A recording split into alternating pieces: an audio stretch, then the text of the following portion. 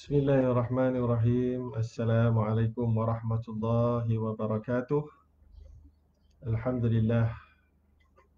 Alhamdulillah wa bihi nasta'in wa la udwana illa 'alal zalimin. Qala rabbi shrah li sadri wa yassir li amri wahlul 'uqdatam min lisani yafqahu qawli. Rabbi yassir wa la tu'assir ya karim. Amma ba'd. Alhamdulillah, kita syukur kepada Allah SWT dapat sama-sama pada pagi ini, pagi Jumaat yang diberkati, dan juga hari cuti, hari pekerja, dan juga pada waktu yang sama kita masih lagi dalam keadaan kawalan pergerakan, ya. Lalu kita harap kita dapat memanfaatkan pagi Jumaat ini dengan sebaik mungkin. Dan kita pada hari ini, saya dengan permintaan daripada rakan-rakan daripada pertubuhan Multaqa Asatizah dan Duat ataupun Mursyid, satu pertubuhan NGO yang telah ditubuhkan sejak tahun 2012. Jadi pertubuhan ini menganjurkan ataupun menaja program ini untuk sama-sama saya kongsikan berkaitan dengan pekerja, bagaimana cara tanggungjawab pekerja bekerja daripada rumah sejak sekian lama dah ni. Lama dah, ya. So jadi sempena hari pekerja ini, kita nak tahu juga serba ringkas apa-apa yang boleh kita belajar, apa-apa kita boleh ingatkan untuk kita sama-sama ambil manfaat. Baik, jadi saya juga sekali lagi macam saya sebut tadi, hari pekerja, saya ucapkan selamat hari pekerja kepada semua para pekerja. Dan saya juga ada pekerja dan saya juga seorang pekerja. Jadi pada hari ini kita akan cuba huraikan bagaimana cara bekerja daripada rumah yang terbaik daripada perspektif Islam khususnya.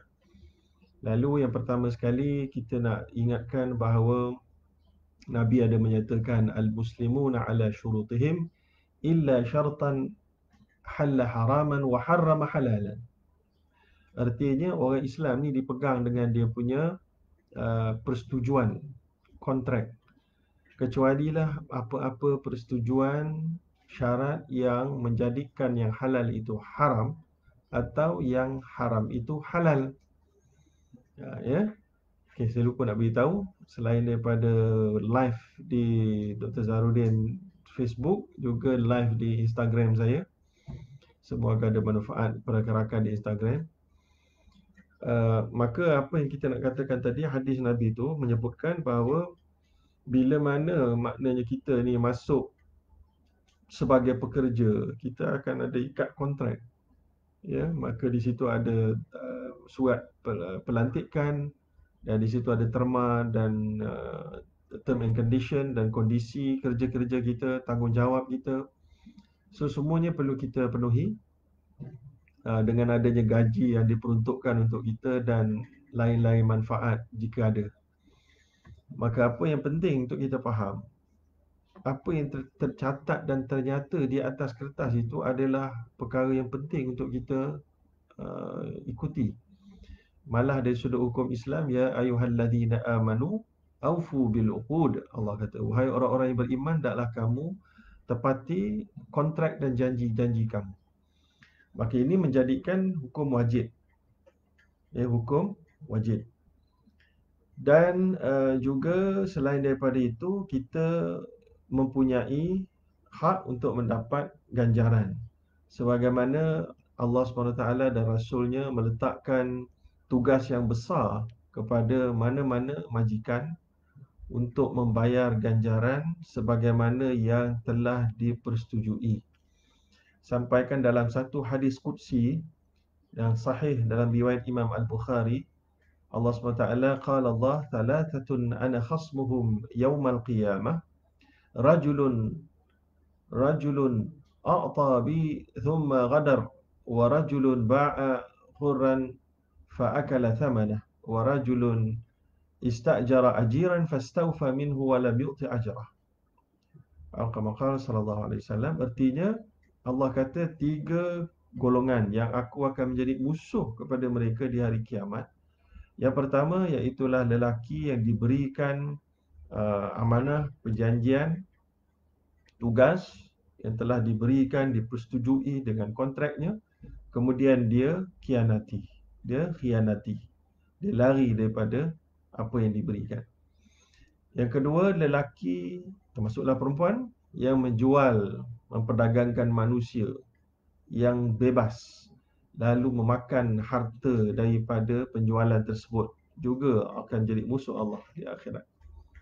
Dan yang ketiga, lelaki yang mengambil seorang pembantu ataupun pekerja, dan pekerja itu fastaufa minhu. Pekerja itu telah pun selesaikan tugasnya. Walam yu'ti ajrah, tetapi malangnya tidak diberi gaji. Jadi dalam hadis ini menjadi sandaran kepada hari pekerja sebenarnya. Sebab dia ada dua-dua pengajaran. Satu untuk pekerja, dua untuk majikan. Untuk pekerja adalah yang pertama tadi, iaitulah rajulun a'tabi thumma ghadar. Orang telah dilantik menjadi pekerja kita, contohnya untuk apa-apa jawatan, dengan gaji yang kita tawarkan, dengan terms and condition dan job scope dan responsibility dan obligation yang telah diletakkan dengan jelas, tapi tidak ditunaikan sebaiknya, malah mengulur dalam waktu kerja. Maka dalam konteks ini, kita dalam keadaan PKP ni, kita semua bekerja daripada rumah. Maka lagi senanglah kita untuk tidak dipantau oleh majikan. Lagi senanglah kita untuk melewat-lewatkan tugasan daripada disiapkan, kerana majikan juga mempunyai kesukaran untuk memberikan tugasan. Malah ada sebahagian tugasan yang tidak boleh dilaksanakan di rumah. Sebagai contoh, kerja-kerja kilang, kerja-kerja yang memerlukan dokumen-dokumennya dan sistemnya di pejabat, yang tidak akan mungkin boleh sebahagiannya diakses daripada rumah. Maka ini akan menyebabkan alasan menjadi benar-benar masalah. Bukan alasan kosong, tapi betul-betul masalah. Khususnya pula ada yang tidak mempunyai laptop, semuanya guna desktop. Maka semuanya di pejabat, tak sempat nak angkut bawa balik. Ya, dan kalau ada mobile phone, ya, maka dikongsikan dengan anak yang nak belajar untuk sekolah dan seumpamanya, maka akan menjadikan kesukaran yang sukar untuk kita menyelesaikan tugasan yang diperlukan dalam tempoh yang diminta oleh majikan, sebagai contoh. Tetapi kita kena cari jalan.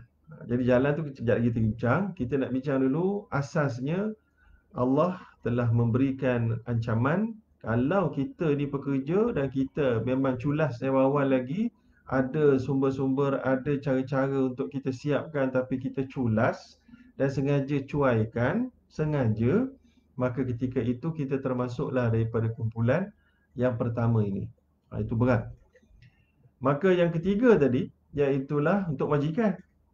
Iaitulah lelaki yang mengambil pekerja. Kemudian pekerja telah menyiapkan kerjanya, tetapi tidak diberi ganjaran yang sewajarnya. Maka sebagaimana kita tahu, tak dibenarkan untuk dibuang kerja pada ketika ini kalau mendapat bantuan daripada kerajaan. Tapi kalau yang tak dapat bantuan tu, mungkin bergantung kepada keperluan syarikat dan kemampuan sesebuah syarikat. Tetapi yang penting, majikan kena faham, tak boleh maknanya tanpa notis yang awal untuk dia terus memotong gaji kerana sedangkan kerja mampu diselesaikan. Kalau kerja tak mampu diselesaikan dengan baik ketika berada di kerja di rumah, maka mungkin boleh dibincang untuk dikurangkan. Begitu juga kalau kerja dilaksanakan dengan baik, tapi syarikat punya sale memang jatuh 60, 70%, 80%. Yang itu juga kerana bukan sebab keculasan majikan, tapi kerana force majeure, orang kata, iaitulah sebab musibah yang mendatang, iaitulah daripada hasil COVID. Maka hukumnya harus untuk dibincangkan balik. Kalau pekerja tidak bersetuju, dia boleh melakukan bantahan ataupun dia boleh untuk meletakkan jawatan, ya. Jadi sama-sama bincanglah sebab kontrak dia kena patuhi tetapi boleh renegotiate, ya, sebab ini adalah syarat-syarat hukum, syarat wada'iyah, iaitulah syarat yang diletakkan oleh antara dua pihak yang mana ianya boleh dibincangkan untuk terpakai tanpa sebarang perubahan atau nak diubah serba sedikit di sana sini, ya. Baik, itu adalah yang pertama, apa nama, panduan kita. Yang kedua, iaitulah Nabi juga sebut dalam satu hadis, tetapi hadis ini agak lemah dari sudut penilaian para alim ulama hadis, iaitulah u'tul ajira ajrahu qabla an yajifa araquh. Hendaklah engkau berikan pekerja kamu gaji mereka, upah mereka sebelum kering peluh mereka. So, jadi hadis ini diriwayatkan oleh Abu Hurairah tetapi mempunyai masalah dari sudut hadis, dari sudut sanad dia, ya.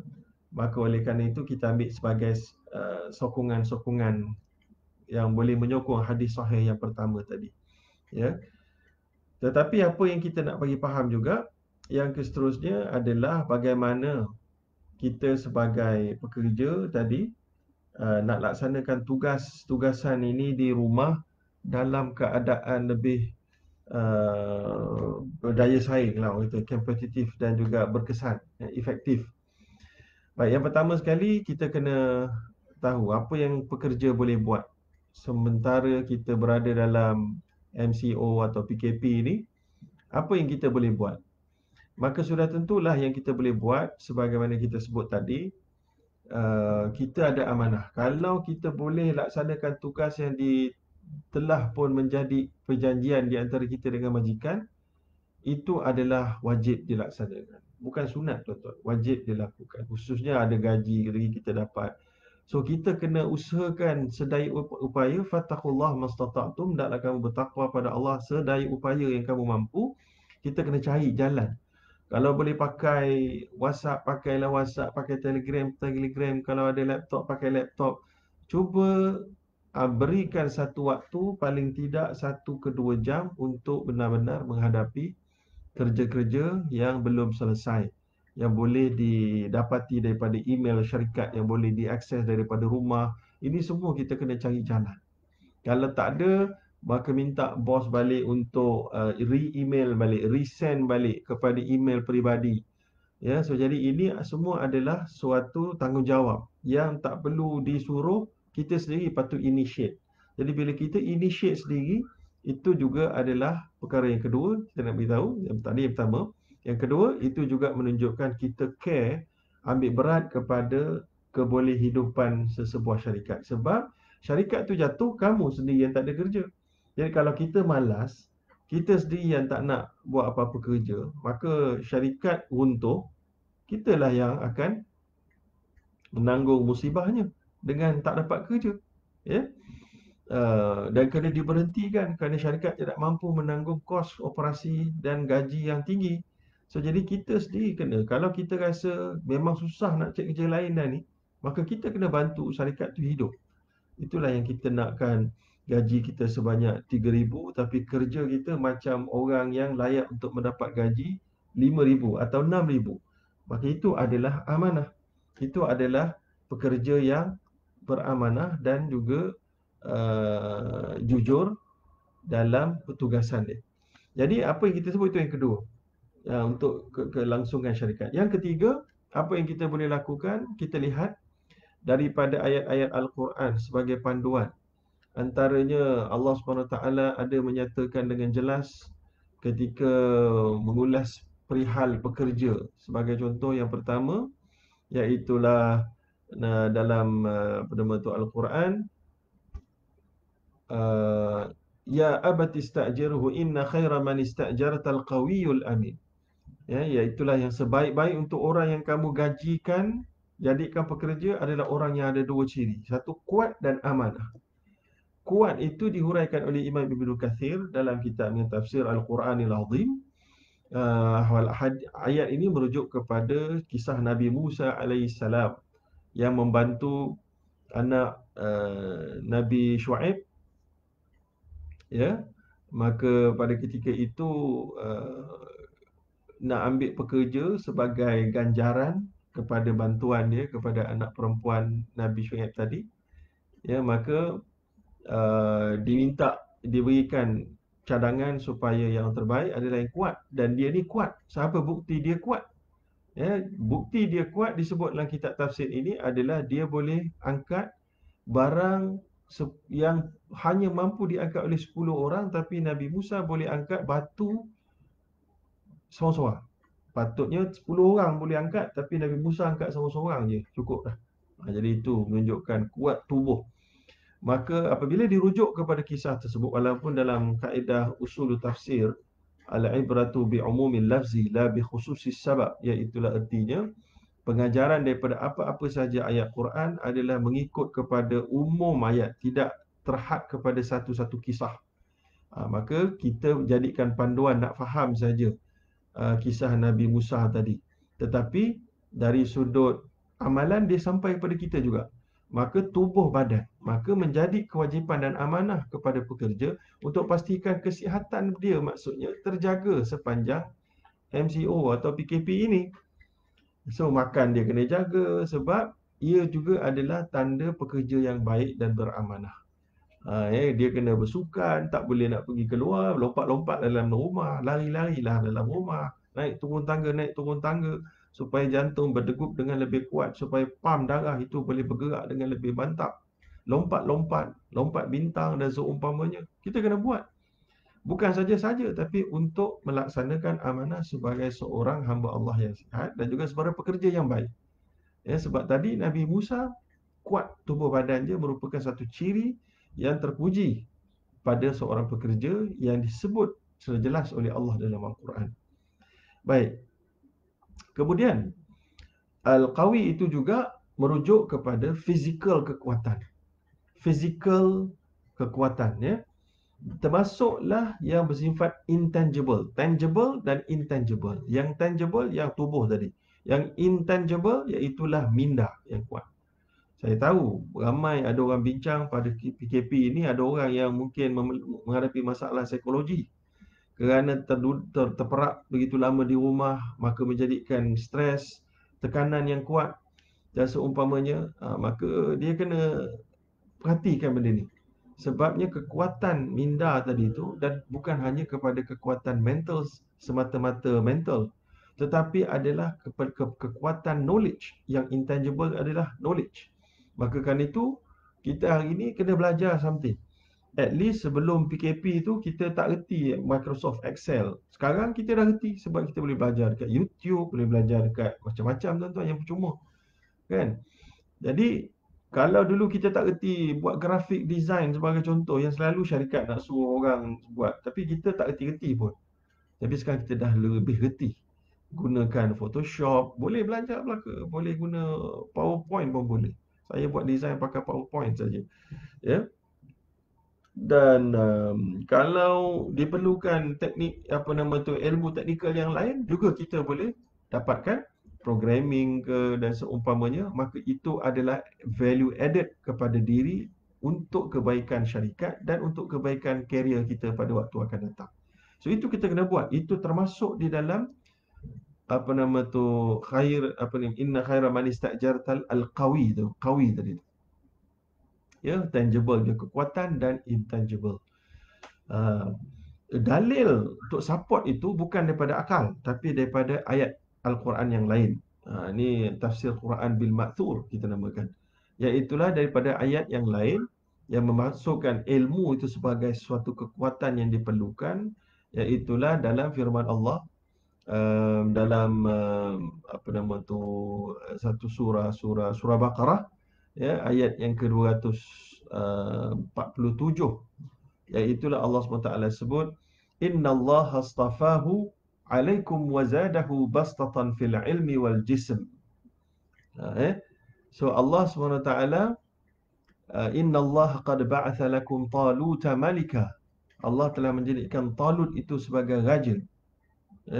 So jadi Allah SWT memberikan Talut ini kekuatan dari sudut ilmu dan tubuh. Nampak?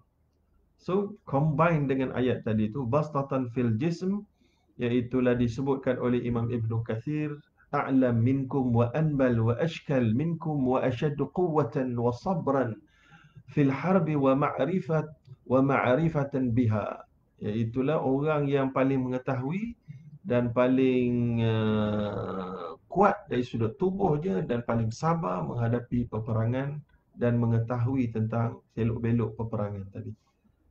Ya. So jadi ayat ini support ayat yang pertama tadi, menunjukkan bahawa kekuatan itu pada tubuh dan pada ilmu. Dua-dua yang meliputi kepada fizikal dan meliputi kekuatan mental dan intangible punya kekuatan. Dari sudut sebagaimana juga Nabi pun ada telah menyatakan, innallah yuhibbu idza amila ahadukum amalan an yutqinahu. Allah sukakan satu orang hamba bila dia buat suatu kerja, dia tekun buat, dia memperbaiki. So jadi kalau apa-apa yang kita lemah dulu, cara pelaporan kita lemah contohnya, waktu inilah kita nak buka Google, cari macam mana pelaporan teknik ini yang terbaik, cara pelaporan, cara bahasa, gaya bahasa, menambahkan vocabulary kalau kita jaga bahagian media communication sebagai contoh. Dapatkan tambahan networking semasa tengah cuti-cuti ni. Tengoklah cari orang dekat LinkedIn ke, tengok dia ni ada apa-apa boleh dapatkan networking tambahan. Ini dia. Kalau kita ada produk tanpa bos suruh, kita dah iklankan produk-produk bos itu dekat kita punya iklan, masuk dekat grup sana, masuk dekat grup masak tak jadi, masuk dekat grup BMF, masuk dekat grup Persatuan Ekonomi Muslim. Masukkan, kita masukkan tanpa perlu suruh. Sebab syarikat berkembang dengan kita pun secure. Tapi kalau syarikat tidak berkembang, kita pun tak secure. Kita pun akan bermasalah. Na'udzubillah min zalik. So jadi itu yang pertama, kuat tubuh dan kuat ilmu. Yang kedua iaitulah bastatan fil jism wal ilm. Jism tadi tu dah sebut dulu. Yang kedua al-amin. Jadi al-amin ini banyaklah diuraikan oleh para alim ulama. Sudah tentulah apakah bukti aminnya Nabi Musa dalam ayat tadi tu. Disebutkan oleh Imam Ibn Kathir, aminnya dia kerana pada awal-awalnya anak perempuan Nabi tadi ni duduk depan, dia duduk belakang, maka dia jalan. Orang lelaki bila duduk belakang orang perempuan, dia boleh membawa perasaan yang tak bagus bagi orang lelaki. Kalau dia susah nak kawal ke apa, begitulah. Tapi Nabi Musa sebagai seorang yang sedar tentang adanya dosa pahala, bimbang jatuh dalam apa-apa perasaan yang tak elok, dia kata tak apa, bagi saya duduk depan. Ya. Jadi dia duduk depan. Walaupun dia tak tahu jalan, tapi perempuan tu beritahu kanan kiri, itulah macam navigator lah. So jadi itu kata para ahli ulama, antaranya Ibn Kathir, bukti amanah. Amanah ni maksud dia apa? Maksudnya kalau rujuk pada asbabun nuzul tadi, iaitulah asbabun nuzul artinya sebab turun ayat, iaitulah menunjukkan kesedaran wujudnya Tuhan dalam kerja. Jadi kita tahu adanya Allah yang memerhati kita. Jadi kalau kita boleh culas dengan majikan, kita boleh tak buat kerja dengan betul, tapi Allah tahu kita sedang culas dan sengaja. Bukan masalah betul, tapi excuse yang dibuat-buat. Maka itu tidak amanah. Amanah juga meliputi dari sudut melaksanakan kerja, melaksanakan menyimpan harta syarikat, menyimpan duit dan wang syarikat, dan mengira harta syarikat dan wang syarikat, dan mengira maklumat dan menyimpan maklumat-maklumat sulit dan strategi syarikat, semuanya masuk dalam amanah dan jujur. Jadi semasa kita PKP ini, kita tambahkan ilmu-ilmu kefahaman untuk bersifat lebih amanah juga adalah satu tuntutan dalam Islam. Bukan hanya untuk menambahkan ilmu tentang skill dan teknikal tadi, tetapi juga menambahkan ilmu agama untuk faham bahawa kita dilihat oleh Allah. Ma yalfizu min qawlin illa ladaihi raqibun atid. Tidak ada satu pun perkara yang kamu lafazkan yang kamu buat, yang kamu type, yang kamu petik di handphone atau di komputer, kecuali adanya malaikat raqib dan atid yang mencatat sentiasa. Ya. Jadi bila mana pekerja meningkatkan kepahaman ini, lalu mereka akan selepas ini menjadi seorang yang lebih integritinya tinggi, kejujurannya tinggi, senang nak dibincangkan, nak diberikan apa-apa tugasan oleh majikan dan mendapat menjadi nukleus yang positif kepada sebuah syarikat. Ya. Jadi itu adalah yang perlu kita fahami. Jadi Al-Qawi dan Al-Amin adalah proses yang perlu kita lakukan, yang kita tambah sewaktu MCO dan PKP ini. Jadi yang seterusnya yang boleh kita kongsikan lagi sewaktu kita berada dalam keadaan PKP dan MCO ini adalah kita faham bahawa bekerja daripada rumah ada gangguan daripada anak, gangguan daripada pasangan, gangguan kebisingan, mungkin tempat tak berapa sesuai. Semua kesukaran itu, kalau kita cuba juga berikan suatu waktu, disiplinkan diri, kunci pintu dalam bilik sekejap, berikan 1-2 jam untuk melihat apa-apa kerja yang boleh diselesaikan, ia kesukaran yang berbaloi. Sebab bila mana Nabi ajar kita bahawa kalau kita ni boleh baca Quran, kita akan bersama dengan para malaikat.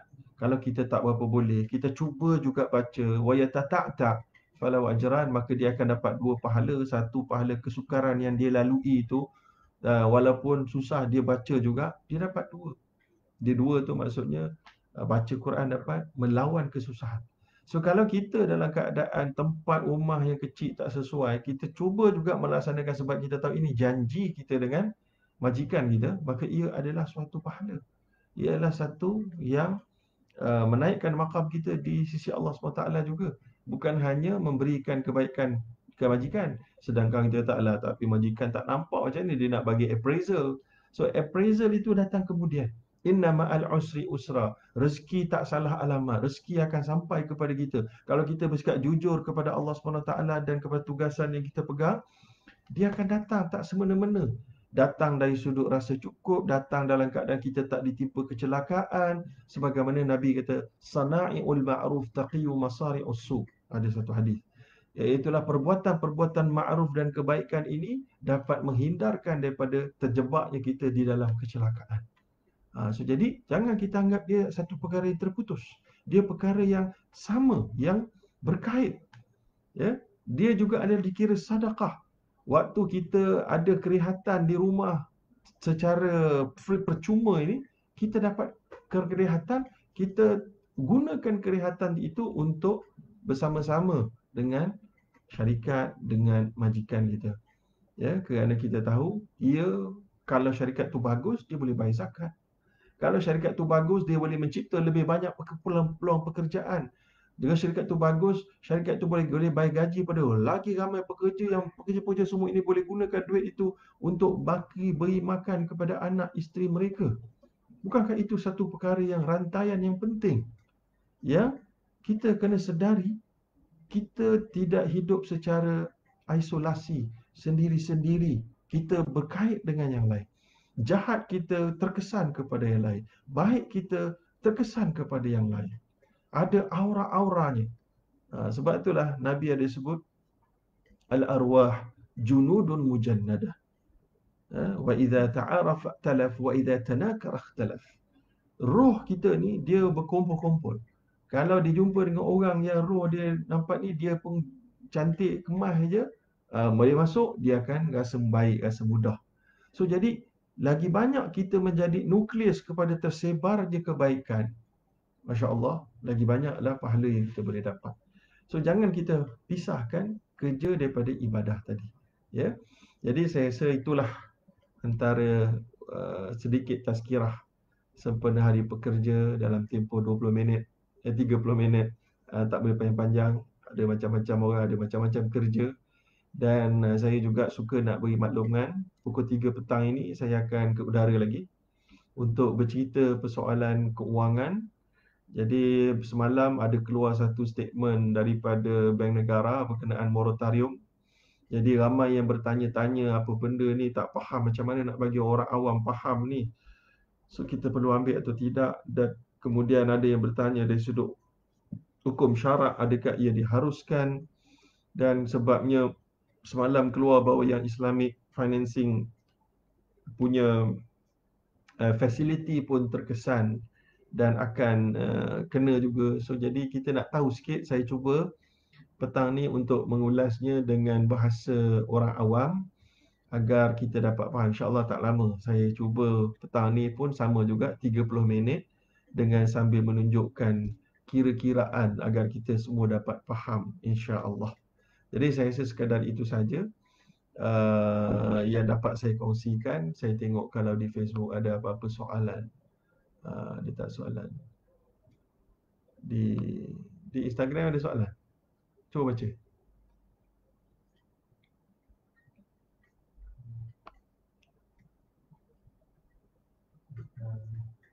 Saya Aulia dari Selimut Putih, Aulia Solutions. Boleh Ustaz ajar saya untuk terus record 6 bulan sudah saya pun ganggu dan kini bil saya sudah nyawa-nyawa. Saya paksa untuk mendekatkan jawatan dan keberanian saya menegakkan kebenaran. Okey, saya tak jelas sangat apa masalah menyebabkan beliau terpaksa meletakkan jawatan, tapi dia kata atas sebab kebenaran mungkin ada melibatkan halal haram. Itu satu perkara yang amat terpuji. Allah SWT sebut dalam surah Taubah, ya, apa nama tu, jangan kamu menganggap bahawa mengikuti arahan Allah SWT itu membawa kepada apa ke dana. Ini dalam konteks ayat ni diturunkan ketika mana Nabi diperintahkan innamal musyrikuna najas fala yaqribu masjidal haram ba'da 'amihim hadha. Orang-orang musyrik tak boleh dibenarkan duduk dalam Masjidil Haram lagi dah selepas tahun ini. Maka fa in khiftum 'ailatan fasawfa yughnikumullahu min fadlih. So Allah sebut pada sahabat-sahabat, khususnya orang Islam pada ketika itu, yang ada merasa duka cita kerana mereka terpaksa kehilangan pelanggan. Ada juga yang kehilangan supplier kerana perintah Allah yang baru ini. Lalu Allah SWT menurunkan wahyu, beritahu pada Nabi, suruh beritahu pada sahabat-sahabat ni, orang Islam, kalaulah kamu takut jadi apa kedana kerana nak ikut apa yang aku suruh tadi, ketahuilah Allah yang memberikan rezeki kepada siapa yang dikehendakinya. Fasawfa Allah yang memberikan kekayaan kepada siapa yang dikehendakinya. So kita kena terus kerja ikut hukum alam, kuat kerja, tambah tadi ilmu dan kemahiran, ya. Dan kalau sampingan pun kita boleh jadi rider ke, bawa barang ke. Kerja ada sebenarnya, cuma kita yang memilih atau tidak. Malah saya ada kawan usahawan yang terdesak mencari pekerja untuk bawa lori, ya, lori besar, boleh bagi gaji dalam sehingga boleh secam 4,000. Tapi susah sangat nak dapat. Nak panggil interview pun tak mau datang. Nak datang interview pun rasa malas. Ada sebahagian orang kita. Kita dah call, dia hantar email. Kita dah call, dia dah setuju, dia tak datang. Kan? So, jadi masalah disiplin. So, jadi atas sebab tu, kerja ada di luar sana. Kita boleh, insyaAllah. Ya?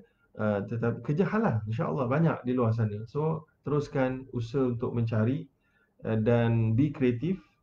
Dan apa nama tu, tambahkan ilmu melalui pembacaan. Internet ada, maksudnya kita boleh tambah ilmu. Tetapi ada jenis-jenis ilmu yang tak boleh kita hayati melalui sekadar internet, takut jadi sesat. Ya, dia ada jenis-jenis yang boleh, ada jenis-jenis yang tak boleh. Ada jenis-jenis yang boleh separuh saja, separuh lagi kena bimbingan. So, jadi atas sebab itu kita harap kita tak tersesat jalan. So, kalau di Facebook ada tak soalan? Saya nampak tak ada soalan di sini. Oh ni, Imam Muda Jabar. Ustaz, Imam Muda. Ini insyaAllah moratorium ni pukul 2, pukul 3 petang nanti saya akan terangkan insyaAllah untuk kita dalam siaran yang lain. Jadi kita terangkan petang ni insyaAllah. Jadi kalau tak ada soalan yang lain, saya rasa sekadar itu saja. Semoga ada manfaat untuk diri saya dan diri tuan-tuan dan puan-puan. Aqulu qawli hadza wa astaghfirullahalazim. Wassalamualaikum warahmatullahi wabarakatuh.